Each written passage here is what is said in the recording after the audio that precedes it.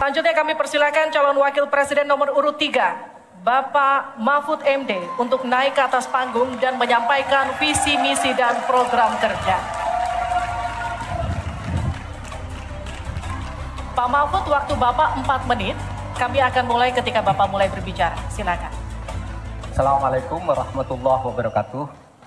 Mari kita bersujud semuanya, saudara-saudara di seluruh Indonesia, kepada Ibu kita dalam rangka mengucapkan selamat Hari Ibu 22 Desember 2023 ini. Dan sesudah ini kita lanjutkan pengabdian kita kepada Ibu Pertiwi. Ada yang bertanya kepada kami, mungkin tidak Anda mentargetkan mendapat pertumbuhan ekonomi 7% di dalam 1 tahun. Karena di dalam sejarah reformasi tidak pernah sampai tumbuh sebanyak 7%. Dulu hanya itu dicapai pada tahun 89 sampai 91 di era Orde Baru. Lalu pertanyaan itu saya sampaikan kepada beberapa orang ahli.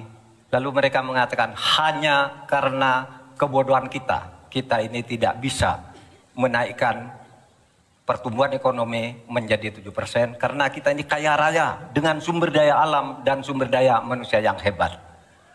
Masalahnya apa? Masalahnya banyak korupsi dan inefisiensi di sektor-sektor pertumbuhan ekonomi, yaitu di sektor konsumsi, belanja pemerintah, ekspor impor, dan investasi.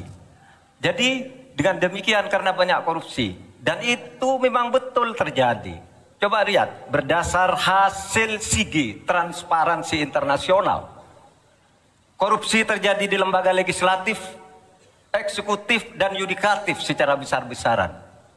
Korupsi juga terjadi di 3 metra alam kita ini. Kita menginjak bumi, ada korupsi di tanah dan pertambangan. Kita ke laut, ada korupsi di masalah kelautan. Kita melihat udara, pesawat terbang kita, ternyata di udara juga banyak korupsi. Akibatnya apa? Rakyat miskin.